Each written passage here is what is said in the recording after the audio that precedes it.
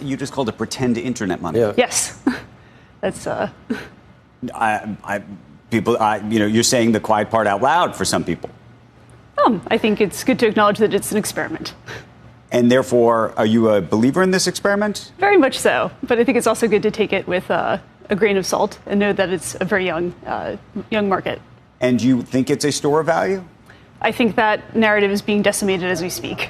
What's going on, guys? K-Dub here with another episode of Crypto Zombie. Welcome back to the channel. Hope you're having an alright day today. If you're not, I totally get it. It was an insane weekend leading into the week. If we have a look over here, obviously we had a lot of consolidation between the levels of around 60 and 70,000. And yes, actually, unfortunately, as far as this wick is concerned, we have actually put in a lower low. Now, I want to talk about what we had spoke previously. We were expecting a bit of a drop. Of course, I was not expecting price to go down to $48,000. I don't think really anybody was expecting that. However, for people that were asking for an emergency update video over the weekend, really, there was a lot of things at play that were more than just Bitcoin. But now, obviously, the big question is, now that we have had this lower low put in, is it finally time to accept the fact that we're going full-on bear market mode? There's a lot of things that I want to talk about in today's video, and hopefully by the end of it, you do have a little bit of a better understanding of sort of what's going on for Bitcoin, but also right now there's a lot happening globally. There's some geopolitical conflicts happening. We've had some of the worst stock market incidents in over 50 years in multiple different countries. There was rumors of an emergency Fed meeting. I don't know if that's happening or not, but let's have a look super quick at what is happening on the chart right here. Interestingly enough, yes, we did fall out of this ascending channel, but one of the most important areas really that we had spoke about was this consolidation that we had back here, right? And that area had a lot of consolidation around the $52,000 level. Now, yes, even though we did have this wick down here, this often happens with these, just a lot of high leverage. You have cascading liquidations, etc., fear, panic, and, somebody has a sell order that gets triggered, which means they sell, which triggers somebody else's sell order, and that's where you get these big wicks. But again, you can see that a lot of this was bought up, but I think what most people are probably asking right now is this actually the bottom? Is the move over? Well, we have some good news, and we might have some bad news, but I think by the end of the video, you will probably feel a lot overall better about the situation. So really having a look, what's quite interesting is that this purple area, which was between $52,000 and $56,000, we're kind of smack dab in the middle of it. And as far as the uptrend is concerned, we are still in this original blue parallel channel. So I'm going to talk a lot about the specifics. We obviously had the buy signal on the hash indicator, which we also, just for everyone that was watching, we knew we were going to close the CME futures gap. I guess the good news is we've gone far and beyond the gap. The other news is we've actually technically created a second gap. So, again, you can call these gaps memes. You could say that it's just complete coincidence. Possibly, but they often do fill. As you can see, they fill a lot sooner than later. So this actually puts this next gap to close at around 62,470, right? If we extend this out. And really, you want to get back up into that area. Ultimately, we did say that we were in a giant broadening wedge that is ultimately a continuation pattern. But the question is, now that we've had such a disruption in the chart, is this going to drag this move out longer than we had anticipated? And is it going to, unfortunately, go lower than most had anticipated? So that's basically what we're going to talk about today. I'm obviously doing an old school green screen video, really because I'm mostly just going to be talking about what's happening right now. And of course, we did have that buy signal, which we did say that it does oftentimes go lower before going higher, but it usually doesn't close lower than the previous swing low, which this time it did. So, we've seen a lot of things this time around. I mean, the whole market for the most part has been relatively different. I mean, for example, you can see here that there was over $1 billion in liquidations, right? And, that's crazy, by the way, which I guess you could ultimately say that it's good for the open interest, because now that the open interest has been substantially wiped out, oftentimes this is healthy, right? Because now that we have less of these leveraged traders, a lot of these positions have been wiped out. Usually the markets can move in more of an organic fashion, I suppose you could say.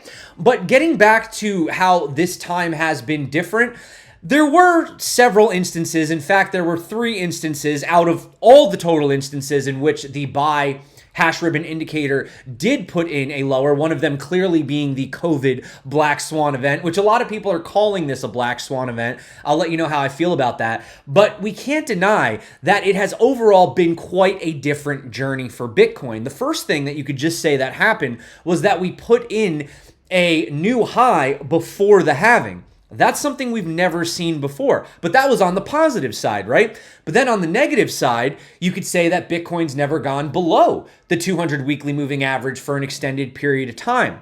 We also did that. So it is behaving a little bit as a different animal. And I believe a lot of it does have to do with the institutions and a lot of the new capital that's been allocated to Bitcoin.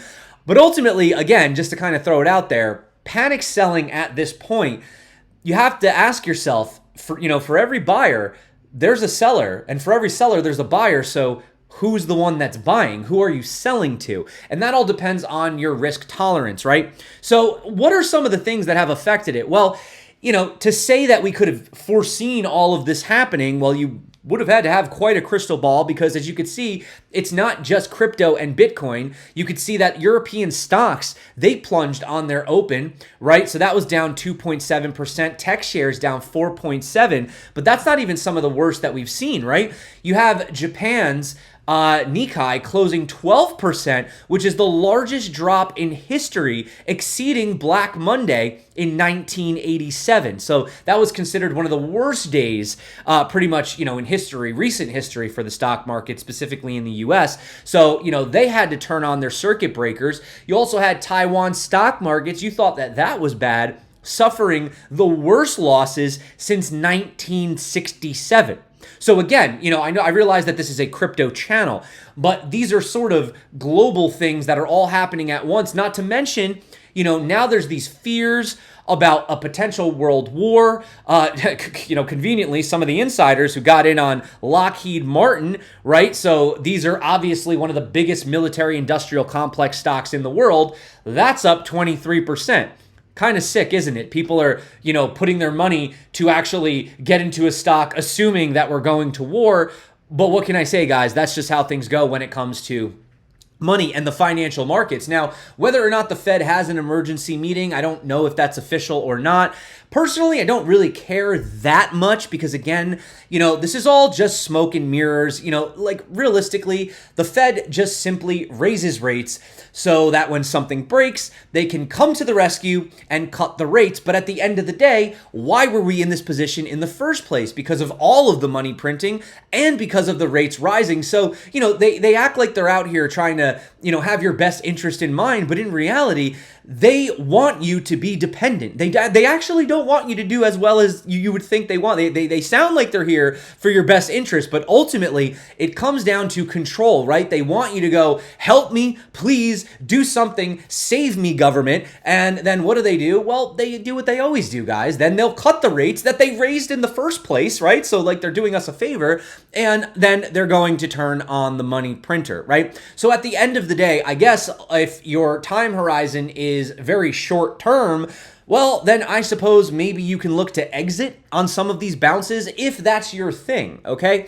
But I always play the longer game, and realistically, Bitcoin, of course, short term, it's not going to be the greatest hedge immediately, but long term, it is always going to outpace the debasement of the dollar. So that's your time horizon. If you need to be rich by tomorrow, I don't know, guys, we've been talking on this channel since Bitcoin was at 15,500. We were screaming from the rooftops to buy. In fact, I have a video that you guys should check out. Maybe I'll play it for you at some point. 5 years ago, Bitcoin had hit $3,700, and we were $400 away from the low. And I remember telling everyone, about how I had put in everything. I'd gone all in, and, people were calling me crazy. I'm not saying we're at those type of levels yet. Realistically, guys, a 30-something% pullback, that was a walk in the park for Bitcoin when I got in 2017, 2018, 2019. I mean, that was just what we saw. And I think we've gotten very accustomed to the 20% pullbacks. So now that we're getting these 30%, which is really very common and typical for Bitcoin, but we haven't had them in such a long time, it's starting to trigger a lot of fear and panic. But the good news is the longer you stay in these markets, the less that this type of volatility will bother you. But I understand, it sucks to look at your portfolio. Now, it also depends on what you're in. If you're in a lot of speculative altcoins and your portfolio is down, I mean, Bitcoin was down 30-something%, in Ethereum, which is the number 2 crypto in the world, was down 50%, right? Which is why I don't really keep a lot of money in Ethereum, but that's just me personally. You do what you want. I sleep fine at night having 30-40% crashes for Bitcoin. That doesn't bother me because I see the long picture and the long value, for Bitcoin. I get that. And for me, that's fine. But for you, a lot, or not you specifically, but some people speculating on the altcoins, mostly, these meme coins, right? These crazy speculatives get rich overnight. Well, the problem with that is oftentimes if you get rich quick, you oftentimes get poor very quick, right? Whereas with Bitcoin, volatility is both its best and worst enemy. And as you can see right here, just to point something out, when Bitcoin fell below $50,000, the percentage of holders in profit dropped to only 75%, which means about a quarter of everyone who's ever bought Bitcoin in their entire life is down. Now, you might say to yourself, well, this is pretty bad. However, if you want to sort of look at what's happening, the last time this level was seen was around January when prices were forming that local bottom at around 39,000. And, don't just look at me. But like Invest Answers, he's been following this guy, Mr. 100. He's this big whale, right? Well, look what he just did, guys. Look at the crash. Look at that we had. And look what he just did. He literally stacked right here another 500 Bitcoin. So who is this mysterious entity that stacked 500 Bitcoin? Now, that's the question. I always say, when you sell your Bitcoin, who are you selling to? Well, it looks like you're selling to Mr. 100 because he, whoever this entity is, he, she, they, them, bought 500 Bitcoin, right? And, these are the dips that everyone begs for. Everyone says, I wish I had a chance to buy lower. And then when you get the dip, what do we hear? We're going to zero. We're crashing. It's over. And as of right now, truthfully, I'm not going to stand fully bullish on the markets, but I'm not bearish. I mean, realistically, we're kind of neutral right now. And I'll explain to you in a bit, why that is. So, having a look right here, and keep in mind, I have not changed this chart. So this is that parallel channel going way back to the bottom when we had the formation here. And as you guys can see, we've had, bear fake outs to the bottom. And you could say that these are maybe bullish fake outs to the top. But interestingly enough, and again, this chart has not been edited. I've not changed this chart, okay? You could say that maybe this was a little bit, exaggerated to the downside, and maybe this was a little bit too euphoric to the upside, right? But if we just scribble this out, because I like to take things into perspective, scribble this out, well, we're still just in the channel. And if you look at where we hit, I mean, that's virtually a perfect touch at the bottom of this channel. And currently we are at the top of the heart line. Now, is this the absolute bottom of this? I mean, no one can say that for sure. Generally speaking, you do see these big V reversals. So we kind of have to see where the weekly candles take. But, could we have a fake out back up to sort of that 60K level, come back down, retest around that 55, that really important area? Because remember, that's the area that I'm kind of looking to not close substantially below this cluster that we had right here, which is the middle, as you guys can see. So, ultimately, as long as we can continue to have constructive upwards pattern, then I would say everything is all right. Now, if we come down into here, down to this 38 area, it's still constructive, but that would be a little bit more worrisome than what we're seeing right now. And again, it still, to me, has a bit of sort of a broadening, wedge pattern, okay? And I'm not trying to sugarcoat it. Is this good? No, this isn't great. But, as you can see, one of the reasons why, it's not great for short term, I think, in the medium to long term, I think we'll be fine.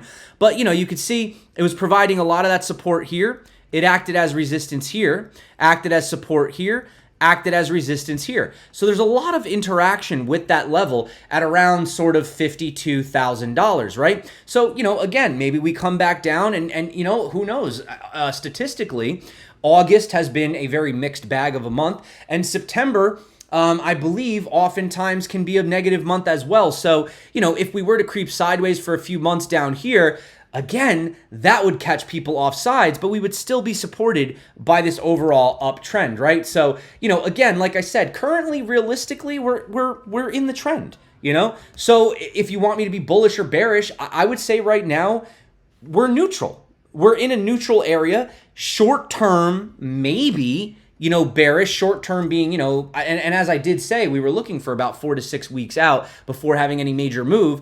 But, ultimately, until we really break this channel, then you really can't say the short-term structure has been broken, but this is a channel that started back in January of last year. So, this channel held for over a year. Okay, and now we're halfway through the year, and it's still technically holding us as support, and, we're above this extremely critical level. So I'm not trying to spread hopium short term. I think things could get pretty freaking crazy, but, long term, 30% drops for Bitcoin. I mean, guys, if we put this back into a log chart, oops, wrong chart, sorry. If we put this into a log chart, and come back here, do you know how many times people thought these were the bottoms? I mean, this crash right here, that's a 40% crash that we had. We were in a bull run. This right here, that's a 40-ish, 38% crash. This right here, that was a 30% crash, right? And we were still in an uptrend. But, from that moment that you have the crash, now you have 1, 2, 3, 4, 5, 6, almost 7 weeks of sideways action after that, right?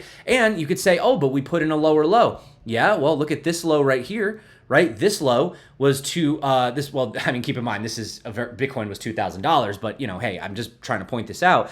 So we came down to about 2,000, and then in here, we came down to 1,800. So that was a lower low, right? So that should have signified that the run was over, but it wasn't, right? We just kept going to the upside. So, like I said, if you have too many chips on the table, if you guys are looking to take some off, that's fine. I'm not going to say anything. You got to pay your bills. You got to sleep at night.